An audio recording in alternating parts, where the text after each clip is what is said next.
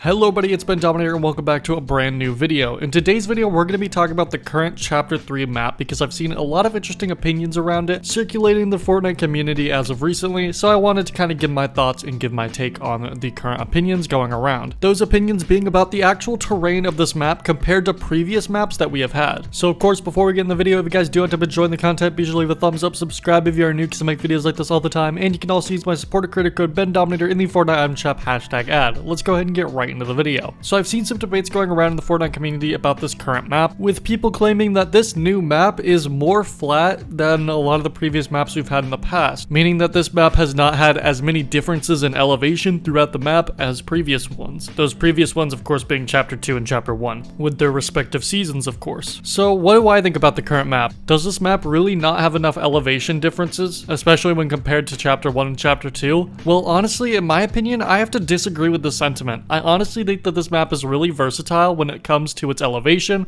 and when it comes to its terrain. And I honestly think that terrain-wise, this is the best map we have ever seen. So let me explain. So I feel like when a lot of people say that this map is too flat, they forget about areas like Rave Caves, the mountains around Logjam, and especially the canyon section that we have over by Condo. Not to mention you have this entire volcano area, which can add some really interesting elevation to matches, especially when the final circle is around this area. This map definitely does not keep a consistent elevation, especially when there's areas with large cliffs and large hills. And while the center of the map may be a little bland in this regard, I feel like the edges more than make up for it. Now I think the main reason that this argument has been spreading around is due to the fact that this map is definitely more designed for zero build, but I don't really think that's a hindrance. And what I mean by design more for zero build is I mean that a lot of the hills, mountains, and all that kind of stuff is a bit smoother, and there's a lot of different zip lines around the map that allow you easy access to these areas. So while in Chapter 1 we see a lot of areas where the mountains are really difficult to get up without building, and a lot more rigid and a lot more geometric, here we see a lot of mountains that are really smooth, easy to walk up, easy to slide down, so that in zero build you can still access these high places. Though there are still some exceptions, especially in the desert, where you have these rigid canyons, which I think add a lot to the gameplay over there. So I think there are definitely still areas on this map that have a lot of diversity when it comes to the difference in height of the terrain and just the different terrain aspects, such as rivers, hills, canyons, volcanoes. This map truly does have it all, but how does it compare to Chapter 2 and Chapter 1?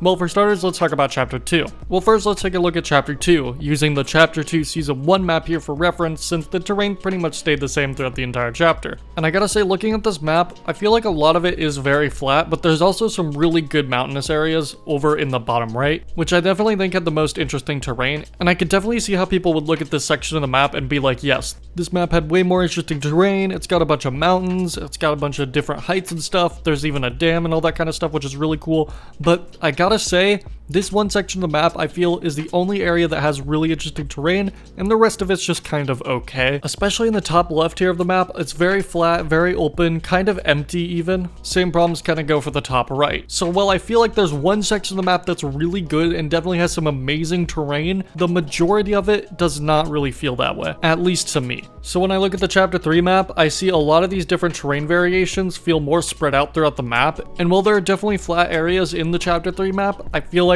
the diversity of different terrain styles and the fact that not all the interesting terrain is pushed to one part of the map makes it a lot more interesting. Now let's talk about Chapter 1. Chapter 1 I feel like is really close to being as good as Chapter 3, but my main problem with it is that a lot of these mountains are really hard to get up. And I'm using the Season X version of the map here just as an example, but I feel like that complaint kind of applies to all of the versions of this map. Season X just has the most diverse terrain out of any other season, since this is the version of the map that has pretty much everything on it. But yeah, while the terrain is definitely the most interesting in this map, I feel like not all of it is super fun to navigate. I think Chapter 3 strikes a really good balance of being interesting and diverse, but also really easy to navigate and really fun to explore. But I can understand how some people actually like the fact that some of these places are harder to get to. It can be kind of fun to have to build up to these high places, and some people may say that the mountains in Chapter 3 don't feel as much like mountains because you can simply just walk up them. But in my opinion, being able to easily traverse the terrain in areas like mountains just makes it a lot more interesting and a lot more fun. But I can definitely understand how a lot of people may prefer Chapter 1's terrain over Chapter 3's. At the end of the day, your favorite Fortnite map just comes down to preference. And for me, I just really like terrain that's interesting, diverse, and easy to traverse. And I just think Chapter 3's terrain has done all of that the best.